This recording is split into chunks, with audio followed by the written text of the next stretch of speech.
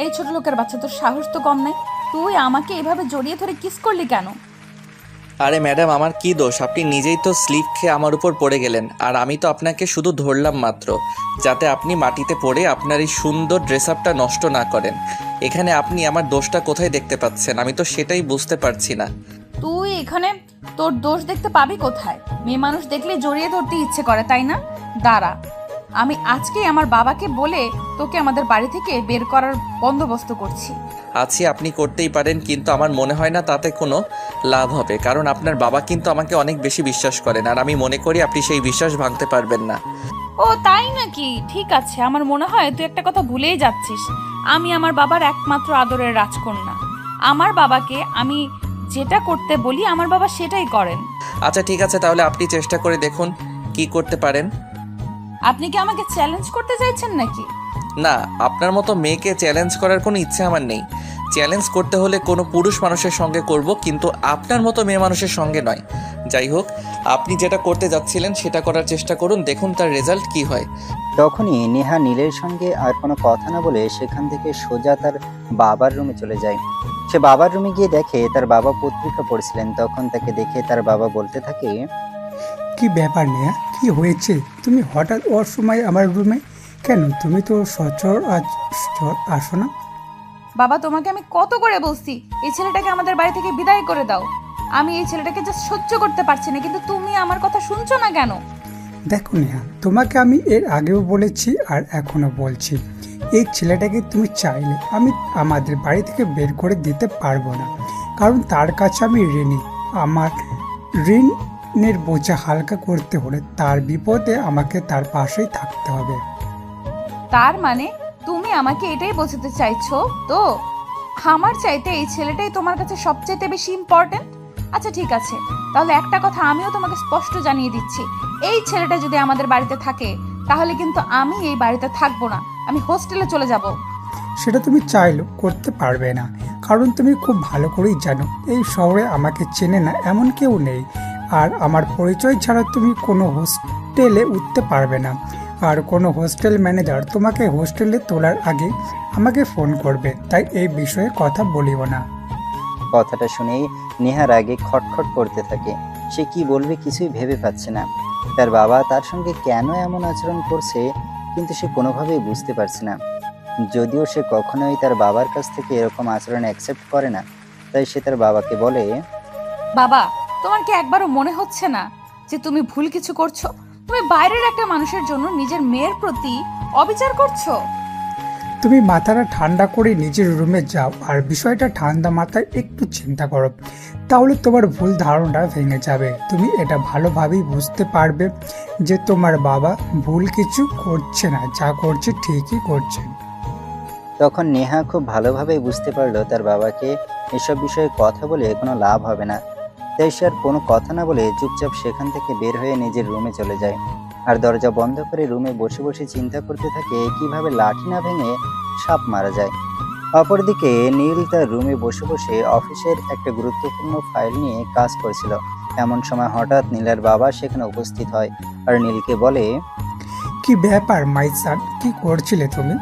না মানে আঙ্কেল, একটা গুরুত্বপূর্ণ ফাইল নিয়ে কাজ করছিলাম, যেটা আমি অফিসে বসে কোনোভাবেই সলভ করতে পারছিলাম না, তাই বাড়িতে বসে ঠান্ডা মাথায় সলভ করার চেষ্টা করছি। যাই হোক, আপনি বসুন। আর কেন এসেছেন? না, আমি তো কোনো কারণ নিয়ে আসিনি, এমনিতেই কথা বলতে এসেছিলাম।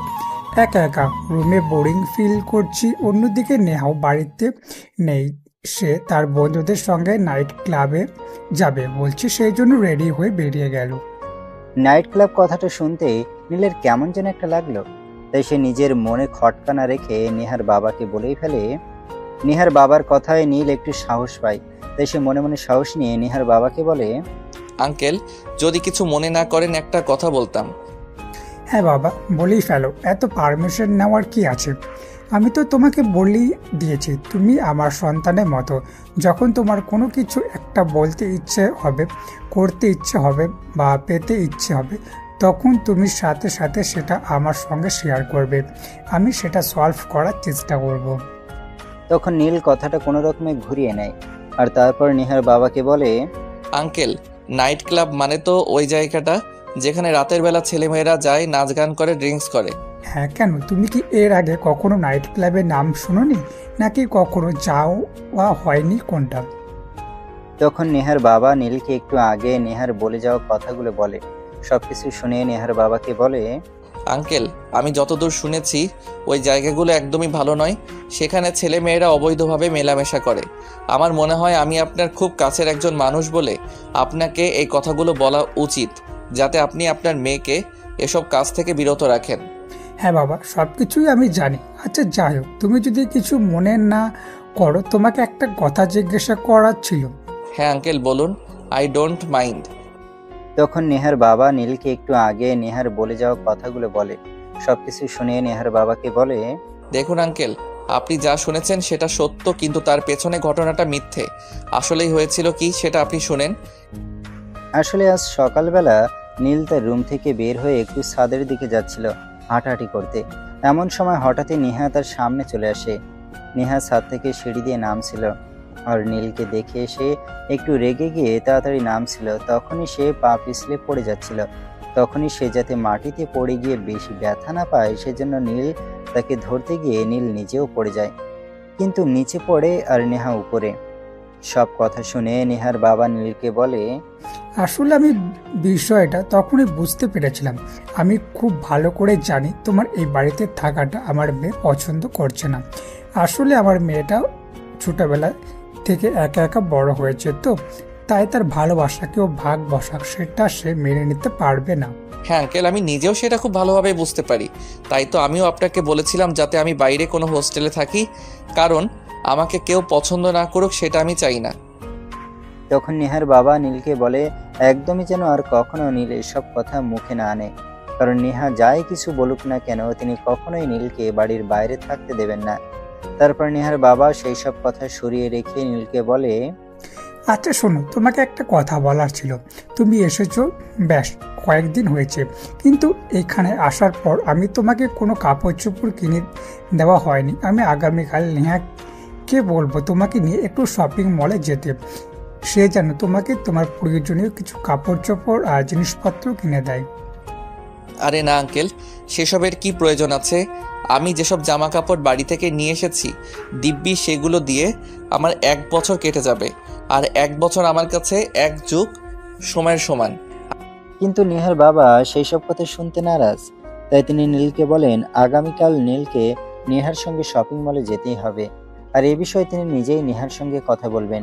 তারপর তিনি আরো বেশি কিছুক্ষণ নীলের সঙ্গে গল্পগুজব করে নীলের রুম থেকে নিজের রুমে চলে যান। পরের দিন সকালবেলা সবাই যখন ব্রেকফাস্ট টেবিলে, তখনই নেহার বাবা নেহাকে বলে, মামনি, আজ তোমাকে অফিসে যেতে হবে না, তুমি একটু নীলকে নিয়ে শপিং মলে চলে যাও। বেচারা এসেছে তো অনেক দিন হলো, কিন্তু এই পর্যন্ত সে বাড়ি থেকে সেসব জামা কাপড় নিয়ে এসেছে, সেগুলি পরেছে। আমার মনে হয় এখনও তাকে কিছু জামা কাপড় কিনে দেওয়া উচিত। বাবা, তোমার কি মাথা খারাপ হয়ে গেছে নাকি? আমি তো সেটাই বুঝতে পারছি না, এরকম একটা গেও ভূতমার্কা ছেলেকে নিয়ে আমি শপিং করতে যাব? গেয়ভূত কথাটা শুনতে নেহার বাবার প্রচন্ড পরিমাণে মেজাজ খারাপ হয়ে যায়। তাই তিনি নেহাকে ধমক দিয়ে বলেন, তোমাকে আমি পড়াশোনা শিখেছি, মানুষ করেছি ঠিকই, কিন্তু মানুষের মতো মানুষ করতে পারিনি। এটা আমার ব্যর্থতা।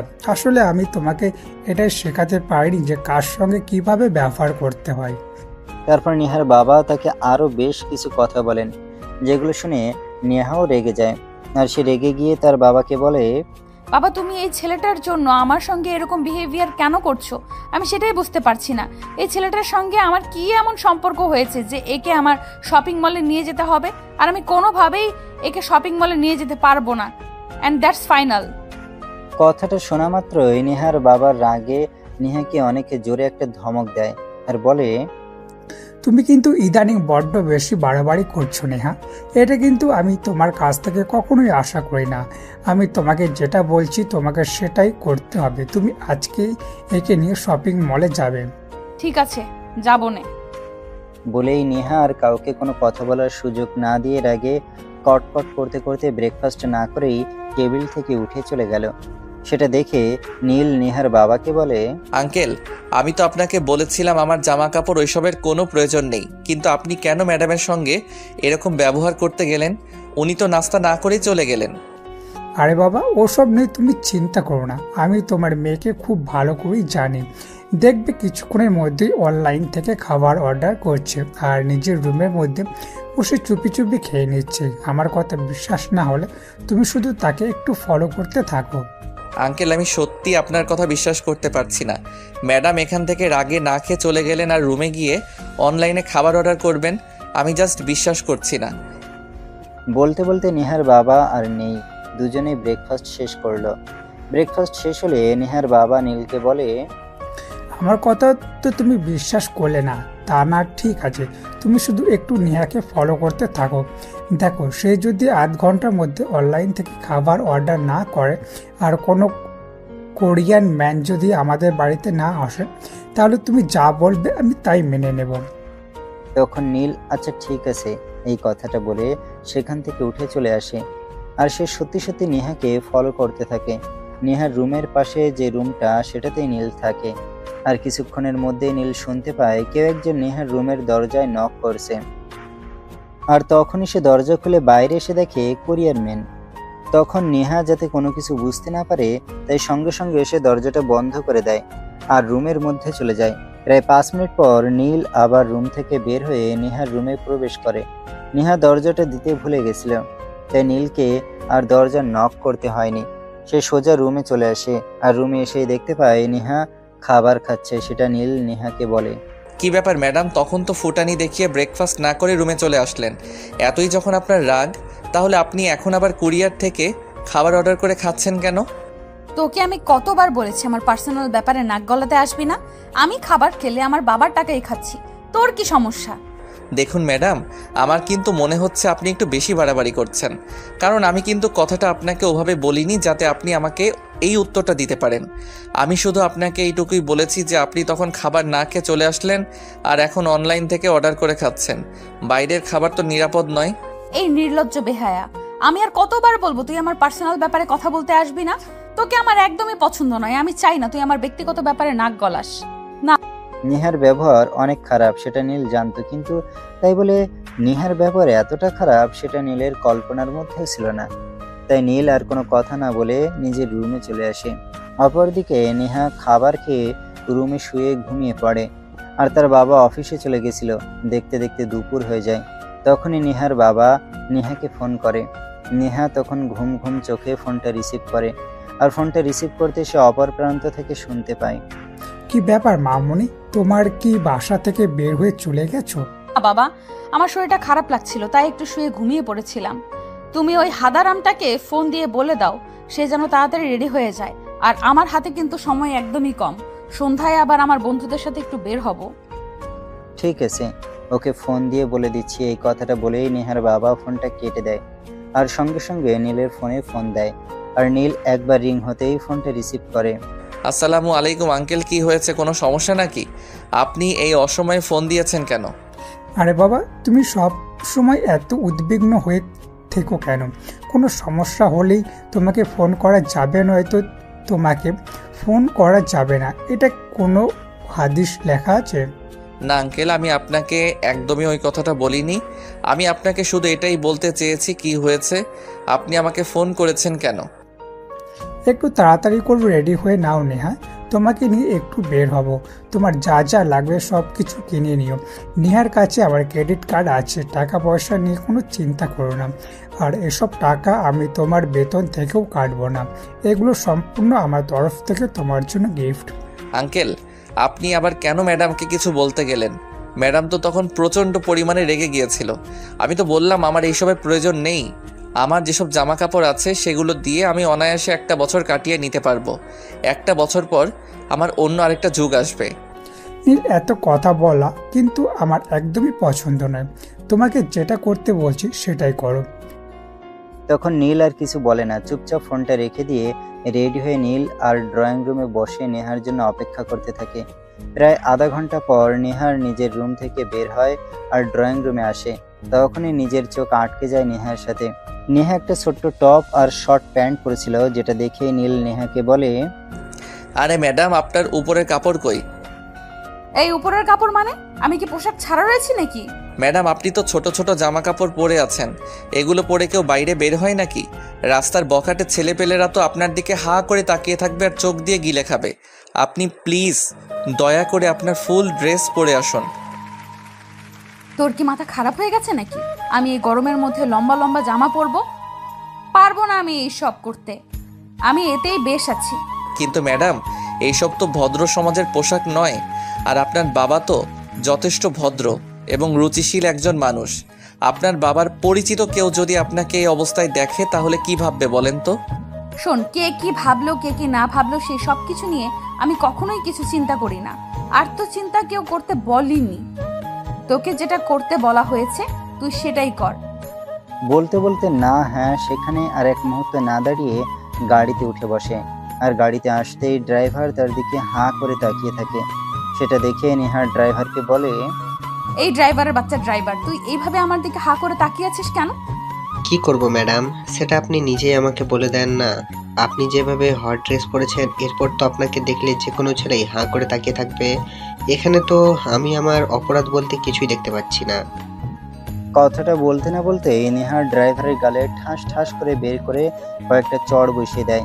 আর তখনই নীল সেখানে এসে উপস্থিত হয়। কি ব্যাপার ম্যাডাম, কি হয়েছে? আপনি একে মারলেন কেন? শালা লুচ্চার ঘরের লুচ্চা, কত বড় সাহস আমাকে বলে আমি নাকি হট ড্রেস পরেছি। তো আমি হট ড্রেস পরেছি, ওর বাপের কি সমস্যা? তখন নীল কোনো রকমে নিজেকে শান্ত রেখে নেহাকে বলে, সে তো আগেই বলেছিল নেহাকে ড্রেস চেঞ্জ করে আসতেই, কারণ ওই সব আউটফিটে সব জায়গায় মানায় না। নীলের কথা আর ড্রাইভারের কথা শুনে নেহা তখন নিজের রুমে গিয়ে ড্রেস চেঞ্জ করে একটা 3 পিস পরে বাইরে বের হয়। সেটা দেখেই নীল নেহাকে বলে, এই তো এবার ঠিক আছে, এবার আপনাকে একদম পারফেক্টলি মানিয়েছে। বাঙালি মেয়েদেরকে 3 পিস ছাড়া ভালো লাগে নাকি? নেহা ততক্ষণে নিজের গালে প্রায় কয়েকশো কেজি চাল ভিজিয়ে রেখেছে, যার কারণে তার গাল দুটো ফুলে টইটুম্বুর হয়ে একদম পাকা টমেটোর মতো হয়ে রয়েছে। তাই নীল আর নেহার সঙ্গে কোনো কথা বলেনি। দেখতে দেখতে তারা শপিং মলে এসে পৌঁছে যায়। তারা একটা কাপড়ের দোকানে ঢোকে, আর সেখানে ঢুকে নেহা নীলের জন্য বেশ কয়েকটা কাপড় চোপড় নিয়ে বিল পেমেন্ট করতে যায়। বিল কত হয়েছে? ম্যাডাম, এখানে আপনার টোটাল 30,000 টাকা বিল হয়েছে। কথাটা শুনে নীল যেন একদম আকাশ থেকে পড়লো, কারণ 30,000 টাকা দিয়ে তার পুরো পরিবার 2 মাস অনায়াসে চলে যেতে পারবে। আর সেখানে কিনা নেহা তার জন্য 30,000 টাকা শুধু জামা কাপড়ই কিনেছে। সেটা শুনে নীল সেলসম্যানকে বলতে থাকে, ওই মিয়া, আপনার কি মাথা খারাপ হয়ে গেছে নাকি? মেয়ে মানুষ পেয়েছেন বলে যা ইচ্ছে তাই দাম রাখবেন? সেটা হবে না। এখানে তো বড়জোর 2,000 টাকার জামা কাপড় হতে পারে, আর আপনি সেখানে 30,000 টাকা বলছেন কি করে? না স্যার, আপনার কোথাও একটা ভুল হয়েছে। আমি সবগুলো দেখে শুনে সঠিকভাবেই আপনাদেরকে প্রাইস বলেছি। আর আপনি হয়তো এটা ভুলে যাচ্ছেন, এটা সুপার শপ। এখানে সব কিছুই ফিক্সড প্রাইসে। এখানে কেউ দামাদামি করে জিনিসপত্র কিনতে আসে না। কিন্তু নীল এসব কথা শুনতে নারাজ, কারণ সে ছোটবেলা থেকে যতবার কাপড় চোপড় কিনতে গিয়েছে ততবার দামাদামি করে পছন্দ হলে কিনেছে, নয়তো কিনেনি। তাই সে এটা একটু মানতে পারছে না। তখন নীল সেলসম্যানকে বলতে থাকে, দেখুন, আমরা গ্রামের মানুষ, কিন্তু তাই বলে কাপড় চোপড় ছাড়া থাকি না, কাপড় চোপড় পরেই থাকি। আর সে যেন কাপড় চোপড় আমাদেরকে কিনতে হয় তাই বলে এত দাম, এটা কখনোই না। এখানে বড়জোর 2,000 টাকার জামা কাপড় হতে পারে, সেখানে আপনি 30,000 টাকা দাম চাইছেন কি করে? স্যার, আমি তো বললাম এটা সুপার শপ। এখানে দামাদামি করে জিনিস বিক্রি করা হয় না। এখানে সবগুলো ফিক্সড প্রাইস। এখানে জিনিসের যা মূল্য দেওয়া আছে এখান থেকে সবাই এভাবেই কেনে। এই যে আপনাকে এত কথা বলতে বলিনি, আমি শুধু আপনাকে আমার সঙ্গে নিয়ে এসেছি সাইজটা মেপে দেখার জন্য। আর টাকা গেলে আমার বাপের যাবে, তাতে আপনার কি সমস্যা? আমি তো আপনার কাছ থেকে 2 পয়সাও চাইছি না। আরে ম্যাডাম, আপনি বুঝতে পারতেছেন না? এই লোকগুলো আপনার এই বোকা বানানোর চেষ্টা করতেছে।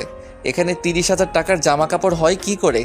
এই, আপনি আপনার মুখ দয়া করে একটু বন্ধ করেন তো। আমি আর আপনার এইসব ব্যাপার আমি সহ্য করতে পারছি না। আর একটাও কোনো কথা নয়। নেহা নীলকে প্রচণ্ড পরিমাণে রাগ দেখাচ্ছে। তাই নীল বুঝতে পারলো তার আর কিছুই করার নেই।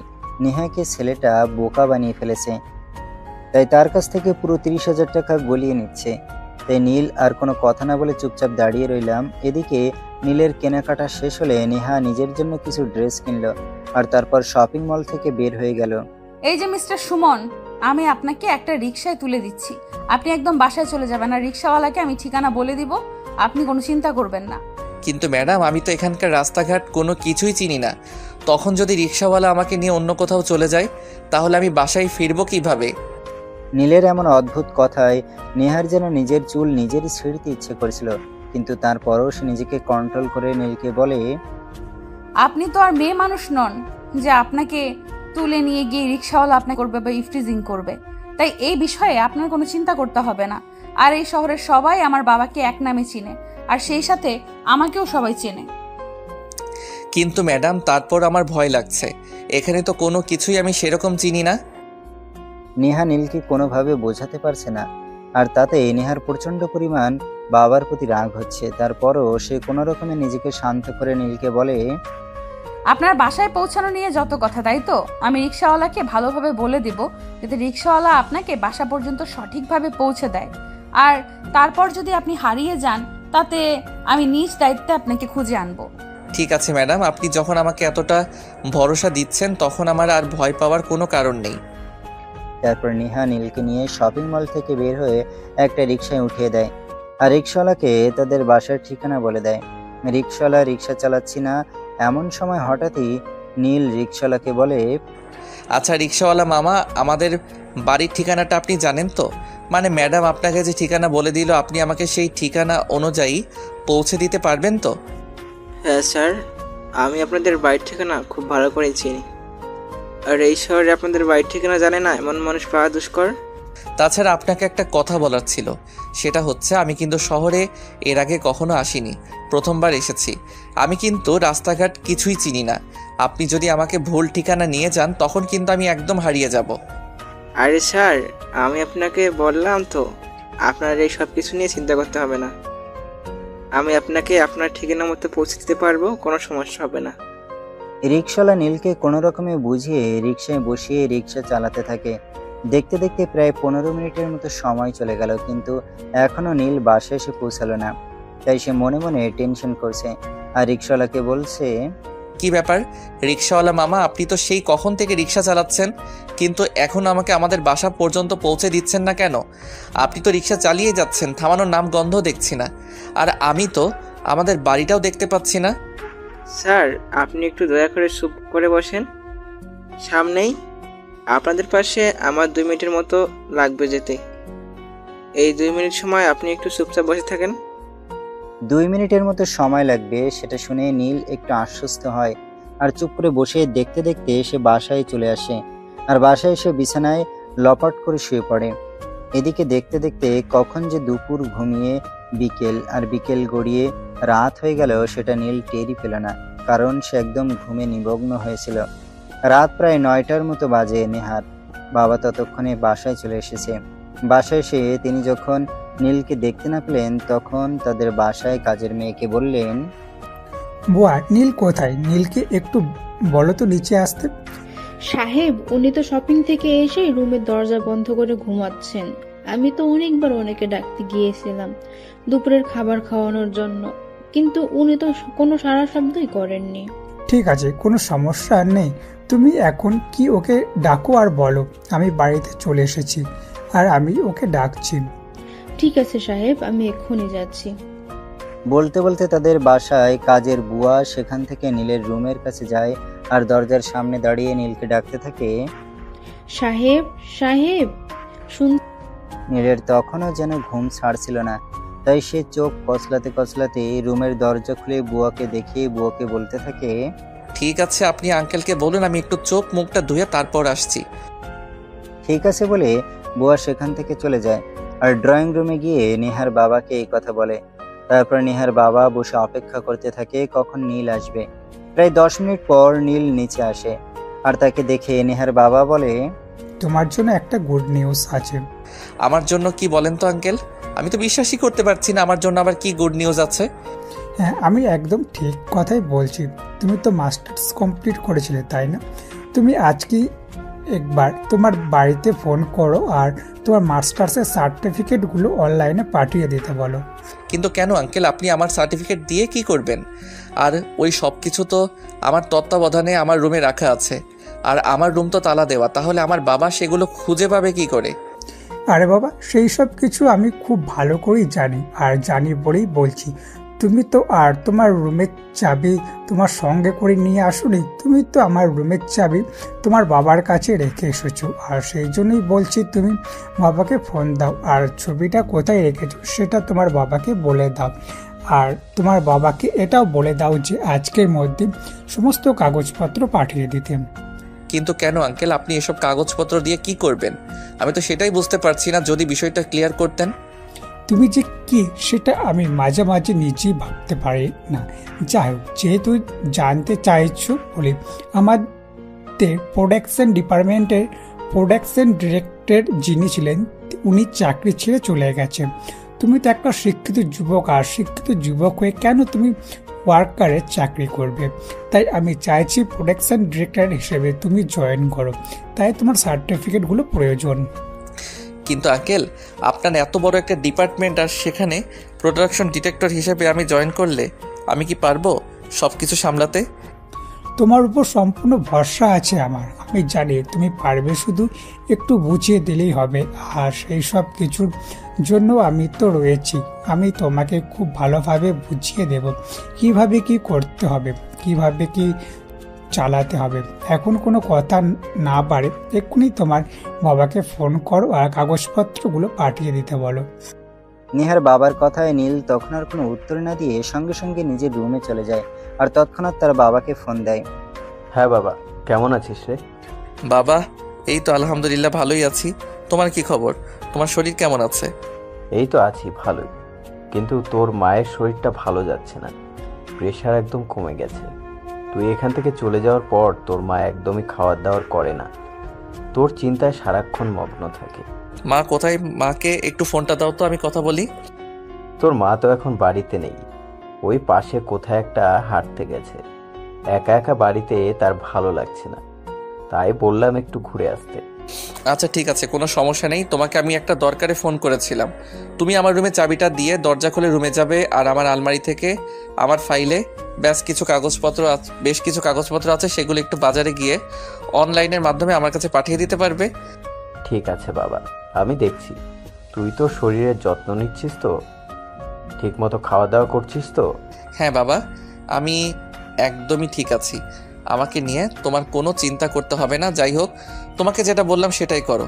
আর একটা খুশির খবর, আমার একটা ভালো পোস্টে চাকরি হতে চলেছে। কেন? আমি যে তোকে আমার বন্ধুর ওখানে পাঠালাম, সেখানে কি হয়েছে? তুই কি ওখানে চাকরি করতে পারবি না? না বাবা, ওরকম কোনো বিষয় নয়। আমি তো ওনার এখানেই চাকরি করছি, ওনার অফিসে ভালো একটা পোস্টে উনি আমাকে অ্যাপয়েন্টমেন্ট করতে চাইছেন। তখন নীলের বাবা অনেক খুশি হয় আর ফোনটা কেটে দেয়। কিছুক্ষণ পর উনি নীলের আলমারি থেকে ওই সমস্ত কাগজপত্র নিয়ে বাজারে চলে যান, আর বাজারে একটা অনলাইনের দোকান থেকে সেই সব কাগজপত্র নীলকে ইমেলের মাধ্যমে পাঠিয়ে দেন। নীল তখনই সেই সব কাগজপত্র নিয়ে এসে নেহার বাবার হাতে তুলে দেয়, আর সব কাগজপত্র দেখে নেহার বাবা নীলকে বলে, আগামীকাল কিন্তু একটু সকাল সকাল অফিসে যাওয়ার জন্য রেডি হয়ে নেবে, কেমন? ঠিক আছে আঙ্কেল, আপনি কোনো চিন্তা করবেন না। আমি একদম সকাল সকাল ঘুম থেকে উঠে তৈরি হয়ে নিব। বলতে বলতে নীল নিজের রুমে চলে যায়। আর এদিকে পরের দিন সকালবেলা ঘুম থেকে উঠে এসে অফিসে যাওয়ার জন্য তৈরি হয়ে নেয়। অপরদিকে নেহার বাড়িতে আজ কোনো কাজ নেই, তাই সে নিজেও অফিসে যাবে বলে তৈরি হচ্ছে। একে একে নেহা, নীল আর নেহার বাবা তিনজনই এসে ড্রয়িং রুমে হাজির হয়। তখন নেহার বাবা নেহাকে বলে, ও নেহা, তোমাকে তো বলতেই ভুলে গিয়েছিলাম, আজ আমাদের অফিসে একটা গুরুত্বপূর্ণ মিটিং ডাকা হয়েছে। তাই নাকি? কিন্তু কেন মানে? আমি বলতে চাইছি সচরাচর তো আমাদের অফিসে হুটহাট করে মিটিং ডাকা হয় না, তাহলে আজ তুমি কেন হঠাৎ করে মিটিং ডাকলে? সেটা আমি তোমাকে এখনই বলতে চাইছি না, তুমি অফিসে যাওয়ার পরে জানতে পারবে। তারপর আর নেহা কোনো কথা বলেনি, কারণ সে খুব ভালো করেই জানে তার বাবা কোনো প্রয়োজন ছাড়া মিটিং ডাকেনি, তাই অফিসে গেলেই সে বিষয়টা জানতে পারবে। দেখতে দেখতে তিনজনই অফিসে চলে আসে, আর অফিসে এসেই অফিসের সকল স্টাফকে নেহার বাবা মিটিং রুমে ডেকে নেয়। সবাই যার যার নির্দিষ্ট আসনে বসে আছে, চলছে সংসার নীরবতা। আর নীরবতা ভেঙে হঠাৎই নিহার বাবা সবাইকে উদ্দেশ্য করে বলে ওঠে, আমি এখানে সবাইকে উদ্দেশ্য করে একটা অ্যানাউন্সমেন্ট করতে চাই।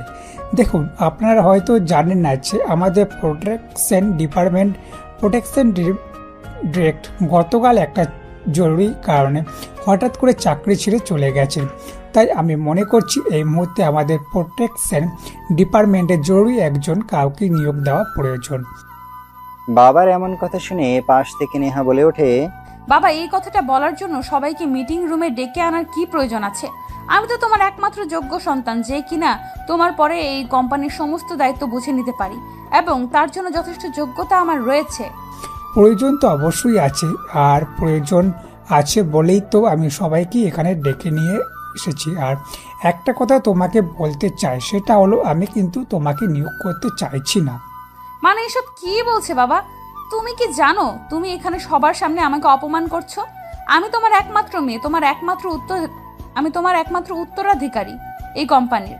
আর তুমি কি না আমাকে বলছো তুমি আমাকে প্রোডাকশন ডিপার্টমেন্টের প্রোডাকশন ডিরেক্টর হিসেবে নিয়োগ করতে পারবে না? হ্যাঁ, আমি এটা খুব ভালো করেই জানি যে তুমি আমার একমাত্র উত্তরাধিকারী। আমার পর তোমার যত সয় সম্পদ আছে সব কিছুর একমাত্র মালিক তুমি। কিন্তু তুমি তো আমাদের কোম্পানি ম্যানেজমেন্ট ডিপার্টমেন্টের ম্যানেজার হিসাবে রয়েছো। তুমি ম্যানেজিং ডিপার্টমেন্টের সামলাও। আমি চাই না তুমি প্রোডাকশন ডিপার্টমেন্টে ঢোকো। বাবা, আমি চাই না এই কোম্পানিতে অবস্থান করাকালীন আমার উঁচু পোস্টের বাইরে কেউ অবস্থান করুক। মা, তুমি না চাইলেও আমাকে সেটাই করতে হবে, কারণ আমি ওই পোস্টের জন্য যোগ্য একজন মানুষকে পেয়ে গেছি। সে আমার পরে আমার কোম্পানিটাকে সম্পূর্ণভাবে সামলাতে পারবে। তাছাড়া তুমি তো এখনো পড়াশোনা করছো, আর আমি যাকে অ্যাপয়েন্ট করতে চাই যে সে মাস্টার্স কমপ্লিট করে ফেলেছে। তাই আমি তাকে আমার কোম্পানিতে নিয়োগ দেওয়ার জন্য যোগ্য লোক বলে মনে করছি। কথাটা শুনে নেহা মনে মনে চিন্তা করতে থাকে, কে সেই মানুষ যে এই কোম্পানির জন্য যোগ্য, যাকে তার বাবা তার চাইতে বেশি ভরসা করে, যাকে এই কোম্পানিতে তার বাবা নিয়োগ দিতে চাইছে। তাই সে তার বাবাকে বলে, ও আচ্ছা, ঠিক আছে, আমি বুঝতে পেরেছি। কিন্তু অন্তত তুমি আমাকে এটাই তো বলো তো যে তুমি আমাদের প্রোডাকশন ডিপার্টমেন্টের প্রোডাকশন ডিরেক্টর হিসেবে কাকে নিয়োগ করছো? তখনই তার বাবা নীলের নাম প্রকাশ করে। আর নীলের নাম শোনা মাত্রই নেহা প্রচন্ড পরিমাণে ক্ষেপে যায় আর রাগত স্বরে তার বাবাকে বলে, বাবা, তুমি একটা গাইয়া খ্যাতকে আমাদের ডিপার্টমেন্টের ডিরেক্টর হিসেবে নিয়োগ করতে চাইছো? এটা আমি কখনোই মেনে নিব না। তুমি এই ছেলেটাকে আমাদের প্রোডাকশন ডিপার্টমেন্টের প্রোডাকশন ডিরেক্টর হিসেবে নিয়োগ দিও না। আমি এর জন্য যোগ্য। তুমি আমাকে এই দায়িত্বটা দাও, আমি এটা সামলাতে পারবো। এই গাইয়া খ্যাত মার্কা ছেলেটা এটা কোনোভাবেই সামলাতে পারবে না। তখন নেহার বাবা সবার সামনেই নেহাকে অনেকে জোরে একটা ধমক দিয়ে বলতে থাকে, নেহা, এবার কিন্তু একটু বেশি বাড়াবাড়ি হয়ে যাচ্ছে। আমি কিন্তু তোমার কাছ থেকে এটা আশা করিনি। তুমি এই ছেলেটার সঙ্গে এরকম আচরণ কেন করছো? তাহলে আমি কি করব তুমি নিজেই সেটা বলে দাও। এই ছেলেটা আমার মুখের সামনে থেকে আমার খাবার ছিনিয়ে নিয়ে যাবে, আর আমি কি বসে বসে দেখবো নাকি? বলতে বলতে লেখা হনহন করে অফিস থেকে বের হয়ে চলে যায়। আর ঠিক তখনই রিমি সেখানে উপস্থিত হয় আর নেহার বাবাকে উদ্দেশ্য করে বলতে থাকে, স্যার, আমার কি চাকরিটা আছে নাকি চলে যাবে? আর এসব আপনি কি বলছেন? আপনার চাকরি কেন চলে যাবে? কেন? আমাদের প্রোটেকশন ডিরেক্টর চলে গেছে, কিন্তু প্রোটেকশন ডিপার্টমেন্ট তো চলে যায়নি। আমাদের ডিপার্টমেন্টে নতুন একজনকে নিয়োগ করছি, আর আপনি তারই পার্সোনাল অ্যাসিস্ট্যান্ট হয়ে কাজ করবেন। আর হ্যাঁ, আপনার জন্য একটা নিউজ আছে, আমি এই মাস থেকে আপনার স্যালারি আরও 10,000 টাকা বাড়িয়ে দেব। কিন্তু তার বিনিময়ে আমার নতুন ডিরেক্টরকে সমস্ত কাজ আপনার বুঝিয়ে দিতে হবে। ওকে স্যার, কোনো সমস্যা নেই। আমি টাকা পেলে সব করতে পারি, সেটা আপনি খুব ভালো করেই জানেন। হ্যাঁ, এখন আপনি বেশি কথা না বলে নীলকে নিয়ে যান আর সমস্ত কাজ বুঝিয়ে দিন। আর একটা কথা, আপনার নেহা ম্যাডাম যদি কিছু বলে তাহলে ওনার কথার কোনো উত্তর দেবেন না। আচ্ছা ঠিক আছে। এই কথা বলে রিমি নীলকে বলে, স্যার, আপনি আমার সঙ্গে চলুন, আপনাকে আপনার কেবিনে আর কাজ বুঝিয়ে দিচ্ছি। বলতে বলতে রিমি নীলকে নিয়ে নীলের কেবিনে চলে যায় আর নীলের সমস্ত কাজ নীলকে বুঝিয়ে দেয়। দেখতে দেখতে চলে গেল বেশ কয়েকদিন। ইতিমধ্যে হঠাৎ একদিন দুপুরের পরে নীল নিজের কেবিনে বসে কাজ করছে। এমন সময় রিমি সেখানে এসে উপস্থিত হয়। সেই যে কোনো কিছু না বলে হঠাৎ করে নীলের গলায় জড়িয়ে ধরে, এটা দেখে নীল অনেকটাই ক্ষেপে যায়। আর নিজেকে ছাড়িয়ে নিয়ে বলতে থাকে, কি ব্যাপার, কি সমস্যা আপনার? আপনি এভাবে আমার গলায় জড়িয়ে ধরেছেন কেন? আর আপনারা তো সাহসী বা কি হলো? কি করে? আপনি তো আমার অ্যাসিস্ট্যান্ট মাত্র। আপনি আমার সঙ্গে এইভাবে কথা বলছেন কেন? আমি আপনার অ্যাসিস্ট্যান্ট হয়েছি তো কি সমস্যা হয়েছে? আমি আপনার অ্যাসিস্ট্যান্ট বলে কি আপনাকে ভালোবাসতে পারি না? এই যে শুনেন, মুখের ভাষা ঠিক করে কথা বলেন। আপনি ভুলে যাচ্ছেন আপনি আপনার বসের সঙ্গে কথা বলছেন। না, আমি একদমই ভুলে যাইনি। আমি সব কিছু জেনে শুনেই বলছি। দেখুন, আপনি তো একটা পুরুষ মানুষ, আর আপনার সুন্দর একটা অ্যাসিস্ট্যান্ট রয়েছে। আপনি চাইলে তার সঙ্গে সম্পর্কে যেতেই পারেন। এখানে এত করার কি আছে? You just shut up. আমি আপনার কাছ থেকে আর কোনো কথা শুনতে চাইছি না। আপনি এক্ষুনি আমার চোখের সামনে থেকে দূর হন। আমি আপনার চেহারাটা দেখতে চাইছি না। আর যদি বেশি বাড়াবাড়ি করেন তাহলে কিন্তু আমি এমডি স্যারের সঙ্গে কথা বলতে বাধ্য হব এবং আপনাকে চাকরি থেকে বহিষ্কার করতে বাধ্য হব। দেখুন স্যার, আমি এই যুগের মেয়ে মানুষ। টেকনিক কিভাবে কাজে লাগাতে হয় সেটা আমি খুব ভালো করে জানি। তাই আমি আপনাকে বলবো, আপনি এমন কিছু করবেন না যাতে আমি আপনার সঙ্গে খারাপ আচরণ করতে বাধ্য হই, কারণ আপনি আমাকে চেনেন না। তখন নীল ভালোভাবে বুঝতে পারে যে রিমি তাকে থ্রেট করছে। তাই নীল বুদ্ধি খাটিয়ে রিমিকে বলে, আচ্ছা, আপনি চাইছেনটা কি বলেন তো? আমি সেরকম কোনো কিছুই চাইছি না। জাস্ট এইটুকুই চাইছি আপনার সঙ্গে একটা ভালো সম্পর্ক রাখতে। দেখুন, প্রতিটা কর্মচারী চাই তার বসের সঙ্গে ভালো সম্পর্ক রাখতে। আর আমি যেহেতু আপনার অধীনস্থ হয়ে চাকরি করছি, তাই আর কি। কিন্তু আমার তো মনে হয় আপনার সঙ্গে আমার যথেষ্ট ভালো একটা সম্পর্ক রয়েছে। আপনি আমার অ্যাসিস্ট্যান্ট আর আমি আপনার বস। আমাদের দুজনের মধ্যে এর চাইতে ভালো সম্পর্ক আর কি হতে পারে? ঠিক আছে, এসব কথা বাদ দেন। আগামীকাল তো শুক্রবার। আগামীকাল একটু আপনি আমার সঙ্গে বের হতে পারবেন? কথাটা শুনতে শুনতে নেহার বাবা নীলের কেবিনে প্রবেশ করছিলেন, কিন্তু তারপরও তিনি সেদিকে কোনো পাত্তা না দিয়ে নীলকে বলে, নীল, আগামীকাল তো আমার একটা মিটিং আছে চট্টগ্রামে, আমাকে চলে যেতে হবে। তুমি একটু অফিসের দিকটা সামলে নিও। যদিও অফিসে সেরকম কোনো কাজ নেই, তবে তুমি তো জানোই সামনে ঈদ আসছে। এই কথাটা শোনা মাত্রই রিমির মুখটা মুহূর্তের মধ্যে ফ্যাকাশ হয়ে গেল। আমি কিন্তু সে এমডি স্যারের সামনে সেরকম কোনো প্রতিক্রিয়া করলো না। এমডি স্যার চলে যাওয়ার পর মুহূর্তের মধ্যে রিমি নীলের হাত ধরে বলে, স্যার প্লিজ, আপনি কি এমডি স্যারকে একটু বুঝিয়ে বলবেন যে আপনি আগামীকাল অফিসে আসতে পারবেন না? আপনার একটু পার্সোনাল কাজ আছে। মাথা খারাপ হয়েছে নাকি? আমি তো সেটাই বুঝতে পারছি না। আপনি আমার কেবিন থেকে বের হন। আর আপনাকে কিন্তু কাল অফিসে আসতে হবে না। আমি আপনাকে অফিসে দেখতে চাই না। স্যার, আপনি এসব কি বলছেন? আপনি আগামীকাল একা একা অফিসে কাজ করবেন আর আমি আসবো না? এমনটা হতে পারে নাকি?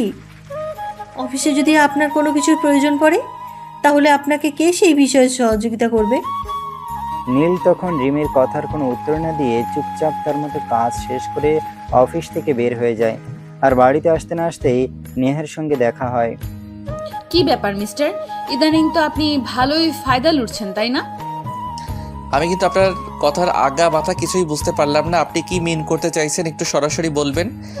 এত কচি খোকা আমার কাছে সাজতে আসবেন না। এসব আমার একদমই পছন্দ নয়। আপনি কোথা থেকে উড়ে এসে জুড়ে বসেছেন? আমি সত্যিই বুঝতে পারছি না আপনি কি বলতে চাইছেন আর কি বোঝাতে চাইছেন। ও তাই নাকি? তাহলে খুলেই বলছি, আপনি আগামী কাল অফিসটা একা একা সামলাবেন। যেটা সামলানোর কথা ছিল আমার, সেই জায়গাটা আপনি নিজেই নিয়ে নিচ্ছেন। যাই হোক, দেখা যাক কোথাকার জল কোথায় গিয়ে গড়ায়। নীল ততক্ষণে বিষয়টা বুঝতে পারে নেহা কেন তারপর রেগে আছে। নেহা কোনোভাবেই চায় না নীল তাদের এখানে থাকুক আর তাদের কোম্পানিতে চাকরি করুক। তাই সে নীলকে একদমই সহ্য করতে পারে না। আর যেদিন থেকে নীল প্রোডাকশন ডিরেক্টর হিসেবে নিয়োগ করেছে, সেদিন থেকে তুমি আমাকে একদম দেখতেই পারো না। কিন্তু নীল সে কি করবে? সে তো একদম নিরুপায়, কারণ গ্রামে তার বাবা মায়ের অবস্থা খুব খারাপ। তার পড়াশোনা করাতে গিয়ে তার বাবা নিজের ভিটে বাড়িটুকু ছাড়া যাবতীয় সহায় সম্পত্তি বিক্রি করে দিয়েছেন। চাকরির জন্য অনেক জায়গায় ঘোরাঘুরি করেছে, কিন্তু কোথাও সে চাকরিটা পেয়ে উঠতে পারেনি। তাই বাধ্য হয়ে এখানে এসেছে। তাছাড়া আরও একটা কথা হলো, নীল কিন্তু এখানে এমনি এমনি আসেনি। নেহার বাবা নীলের বাবার ছোটবেলার বন্ধু ছিল, তাদের দুজনের মধ্যে ভালো একটা সম্পর্ক বিরাজমান ছিল। কিন্তু দুর্ভাগ্যবশত নীলের বাবা নেহার বাবার মতো নিজের ভাগ্যটাকে পরিবর্তন করতে পারেনি। যাই হোক, এদিকে দেখতে দেখতে রাত হয়ে গেলে সবাই ডিনার টেবিলে জয়েন করে। দেখো নীল, আমি কিন্তু তোমার উপর সম্পূর্ণ ভরসা করি, আর তোমার উপর ভরসা আছে বলি কিন্তু আমি সবকিছু তোমার উপর ফেলে রেখে একটু বাইরে যাচ্ছি, আমি যেন ফিরে এসে সবকিছু ঠিকঠাক দেখতে পাই। আঙ্কেল, আপনি আমার উপর সম্পূর্ণ ভরসা রাখতে পারেন। আমি কাজটা গুরুত্ব দিয়ে করব। তবে আপনাকে একটা কথা বলার ছিল।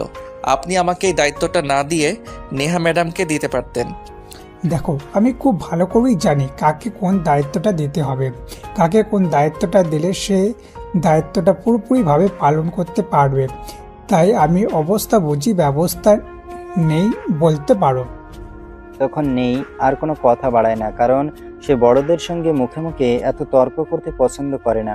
যাই হোক, সবাই একসঙ্গে খাবার ছিল, এমন সময় হঠাৎ তাদের বাসায় কাজের বুয়া নেহার বাবাকে বলে, সে ক্ষেপে থাকলে থাকুক, তাতে আমার কিছু যায় আসে না, কারণ আমি যা কিছুই করছি শুধুমাত্র তার ভবিষ্যতের কথা চিন্তা করেই করছি। আর এখন যদি সে নিজেকে নিজের ভবিষ্যৎ কুড়ালে মারতে চায়, তাহলে তো আমি আর কিছু করার থাকবে না। তবে আমি একটা কথা বলতে পারি, আমি যতদিন বেঁচে আছি ততদিন তার উপর কোনো আঁচ আমি আসতে দেব না। তারপর আর কেউ কি কোনো কথা বলে না, চুপচাপ যে যার মতো খাওয়া দাওয়া করে নিজের রুমে চলে গেল। রাতের বেলা যখন ঘুমানোর প্রস্তুতি নিচ্ছিল, তখনই হঠাৎ নেহা তার রুমে প্রবেশ করেছে। নীলের সামনে দাঁড়িয়ে বলতে থাকে, কত টাকা চাই? কত টাকা হলে আমাদের বাড়ি অফিস সবকিছু ছেড়ে চলে যাবেন? মানে আপনি কি বলতে চাইছেন? আমি তো কিছুই বুঝতে পারছি না। এত ন্যাকা সাজার কোনো প্রয়োজন নেই। আমি শুধু বলতে চাইছি আপনি কত টাকা পেলে আমাদের অফিস বাড়ি এইসব কিছু ছেড়ে চলে যাবেন। দেখুন, একটা চাকরি করা আমার প্রয়োজন, তাই আমি এখানে চাকরি করতে এসেছি। কিন্তু তাই বলে আপনি আমার সঙ্গে এভাবে ব্যবহার করতে পারেন না।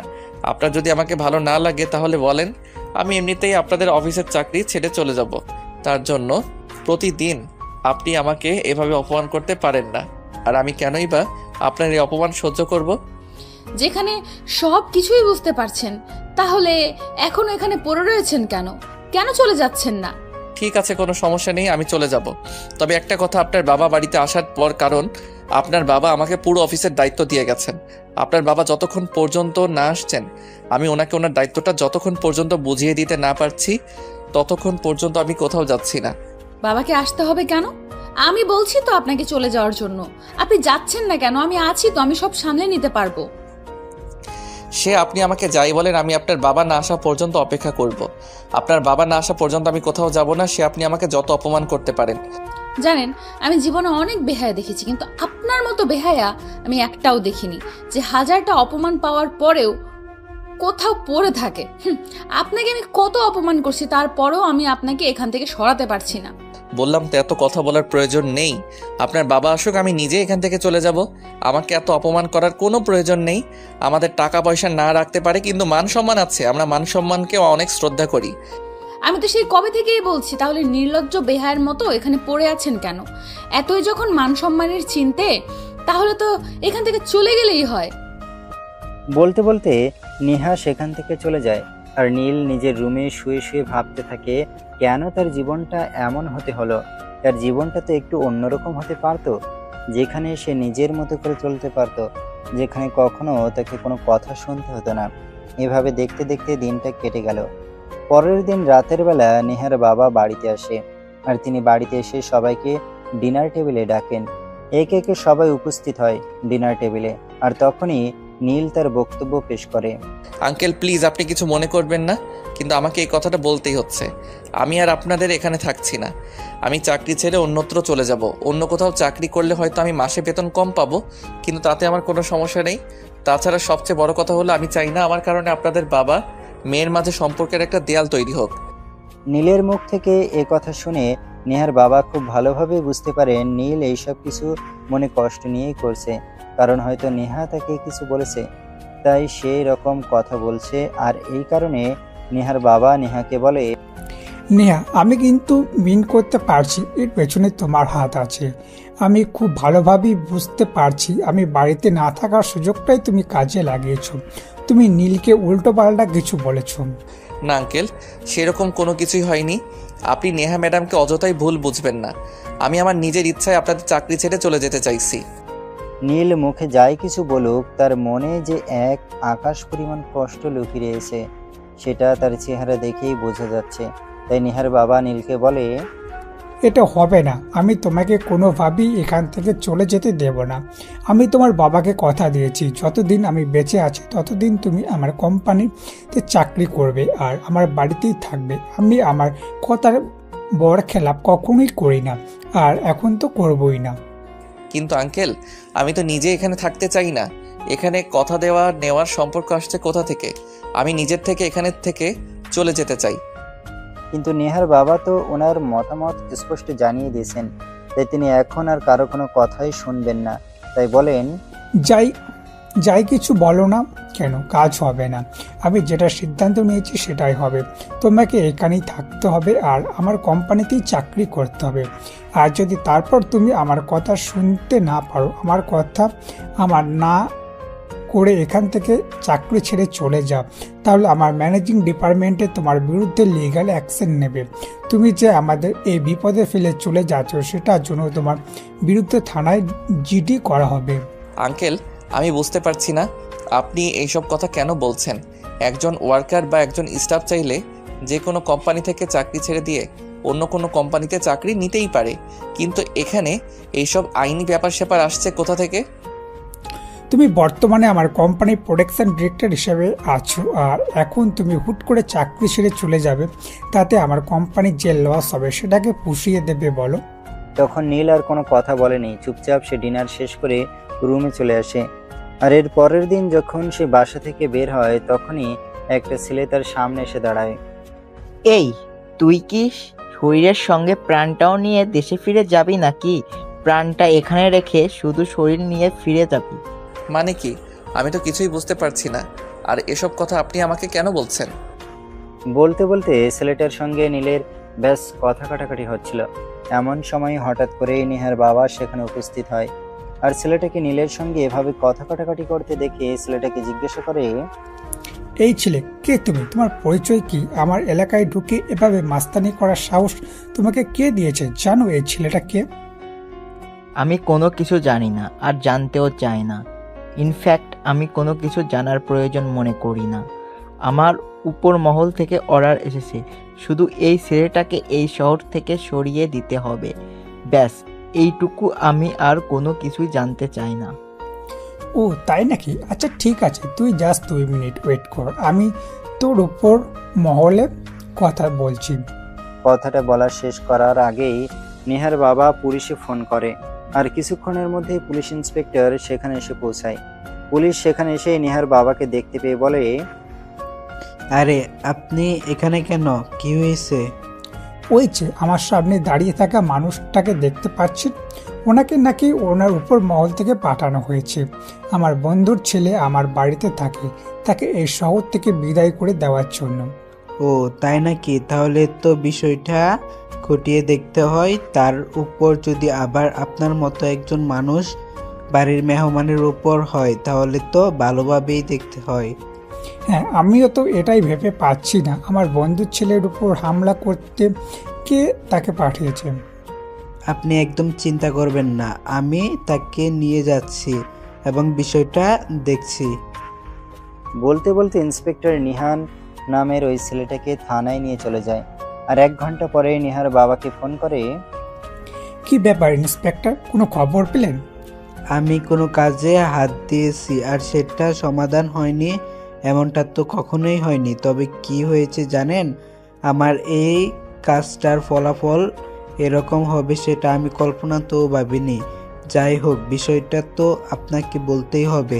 ইন্সপেক্টর, কিন্তু কি হয়েছে সেটা এত ঘুরিয়ে পেয়েছি না বলে সরাসরি বলুন, না যাতে আমার বুঝতে অসুবিধা হয়। আপনার মেয়ে স্বয়ং এই ছেলেটাকে অ্যাপয়েন্টমেন্ট করেছে। আপনার মেয়ে এই ছেলেটাকে পুরো 2 লাখ টাকা দিয়েছে।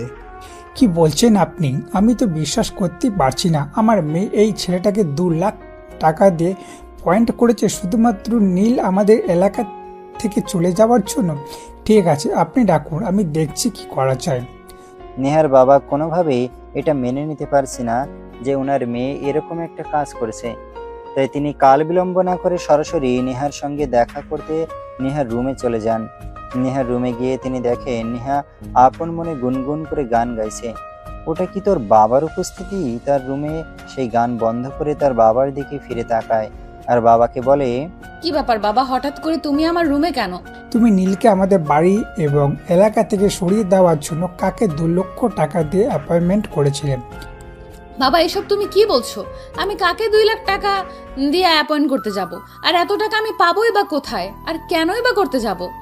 যদিও টাকার প্রশ্নটা আমি করিনি, আমি শুধু তোমাকে এটাই বলছি যে তুমি কেন 2 লক্ষ টাকা খরচ করে একজনকে অ্যাপয়েন্ট করতে গেলে শুধুমাত্র নীলকে এখান থেকে সরিয়ে দেওয়ার জন্য।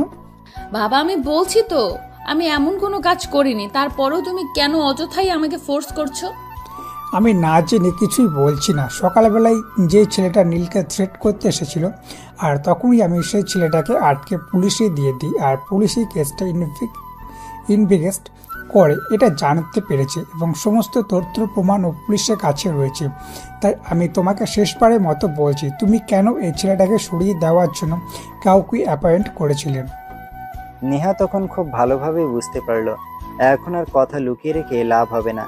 বাবা যেহেতু সবকিছু জেনে গেছে এখন তো সবকিছু বলতেই হবে। যেখানে তুমি খুব ভালো করে জানো এই ছেলেটাকে আমি একদমই সহ্য করতে পারি না, সেখানে তুমি কেন আমাকে এই প্রশ্নটা করছো?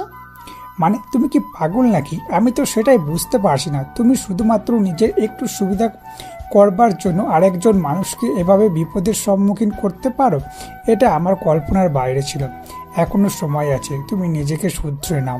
নীল এখনই থাকবে আর এই বাড়িতেই থাকবে, এটা আমার সিদ্ধান্ত। এখন তুমি কি করবে না করবে সেটা একান্তই তোমার ব্যক্তিগত সিদ্ধান্ত।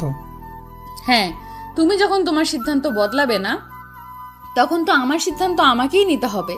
তাই আমি সিদ্ধান্ত নিয়েছি আমি আর এই বাড়িতে থাকবো না। যে বাড়িতে এই ছেলেটা থাকবে আমি এই বাড়িতে অ্যাডজাস্টমেন্ট করে চলতে পারবো না। তারপর নেহা তারপর বাবার সঙ্গে আরো রাগারাগি করে সেখান থেকে নিজের রুমে চলে যায় আর তৎক্ষণাৎ সে ব্যাগপত্র এবং নিজের প্রয়োজনীয় সকল জিনিসপত্র গুছিয়ে বাসা থেকে বের হয়ে যায়। সেটা দেখে নীল নেহার বাবার সঙ্গে কথা বলতে আসে। আঙ্কেল, এটা আপনি কি করলেন? আমার জন্য আপনার নিজের মেয়ে বাসা ছেড়ে চলে যাচ্ছে, এটা দেখে সমাজের মানুষ কি বলবে? সমাজে মানুষরা কে কি বলবে না বলবে সে সব কিছুই আমার উপর ছেড়ে দাও। আমি তোমাকে এসব বিষয়ে চিন্তা করতে বলিনি। তোমার এখন মনোযোগ দিয়ে চাকরিটা করা প্রয়োজন, তুমি সেটাই করো। তখন নীল আর কোনো কথা বলার সাহস পায়নি। সে নিজের রুমে চলে গিয়ে বসে বসে ভাবতে থাকে এসব কিছু তার জন্যই হলো, কিন্তু তার কিছুই করার নেই। কারণ যেখানে স্পষ্ট জানিয়ে দিয়েছে নেহার ইচ্ছে হয় তাই করতে, ওই বিষয়ে তিনি বিন্দুমাত্র আক্ষেপ প্রকাশ করেননি। নেহা সেখান থেকে বের হয়ে সোজা একটা বান্ধবীর বাসায় গিয়ে ওঠে আর নেহাকে সেখানে যেতে দেখেই তার বান্ধবী প্রশ্ন করে, কি ব্যাপার নেহা, কি হয়েছে তোর? তুই এভাবে লাগেজ গুছিয়ে কোথায় যাচ্ছিস? আমি বাসা থেকে বের হয়ে চলে এসেছি, তোদের এখানে থাকবো, তারপর একটা কিছুর বন্দোবস্ত করে চলে যাব। সেটা না হয় বুঝলাম, কিন্তু এমন কি হলো যে তোকে বাসা ছেড়ে চলে আসতে হলো? আমি কি সেটা জানতে পারি? তখন নেহা কোনো কথা না বলে চুপচাপ নিশির রুমের ভিতরে চলে যায় আর লাগেজ রেখে বিছানায় ধপাস করে শুয়ে পড়ে। সেটা দেখে নিশিও আর তাকে কোনো প্রশ্ন করেনি। দেখতে দেখতে বিকেলে ঘনিয়ে সন্ধ্যা হয়ে গেল। এমন সময় হঠাৎ নিশির বড় ভাই তার রুমে আসে। নিশির রুমে এসে দেখতে পায় নিশি আর নেহা দুজনে বিছানার উপর বসে গল্প করছে। তখনই সে নেহার দিকে একটু আড় চোখে তাকায়, যদিও নেহা সেটা খেয়াল করেনি। তারপর সে নিশিকে বলে, কি ব্যাপার নিশি, এই মেয়েটাকে তো এর আগে কখনো আমাদের বাড়িতে দেখা যায়নি। তুমি তো বাড়িতেই থাকো না, তাহলে দেখবে কি করে? এটা আমার বন্ধু, কয়েকদিনের জন্য আমাদের এখানে এসেছে, কয়েকদিন আমাদের এখানে থাকবে। ও আচ্ছা, বুঝতে পেরেছি। আচ্ছা ঠিক আছে, আমি আসছি। কথাটা বলেই নিলয় নেহার দিকে একটা রাক্ষসী দৃষ্টি নিক্ষেপ করে সেখান থেকে চলে গেল, যেন সে চোখ দিয়েই নেহাকে অর্ধেকটা গিলে খেয়ে ফেলেছে। এমনভাবে তাকিয়েছিল যেন সে এর আগে কখনো এরকম সুন্দরী মেয়ে মানুষের দেখেনি। যাই হোক, এরপর দেখতে দেখতে 2 দিন চলে গেল। ইতিমধ্যে নেহা সেরকম কিছুই টের পেল না। সেদিন বিকেলবেলা নিশি কোনো একটা কাজে বাইরে গেছে। নেহা রুমে একা একা বসে আছে। এমন সময় নিশির বড় ভাই সেই রুমে আসে। সে জেনে শুনেই রুমে আসে। নিশি একটু আগে বাইরে চলে গেছে সেটা সে দেখেছে, আর সেজন্যই সে এই সময়টাকে কাজে লাগাতে চেয়েছে।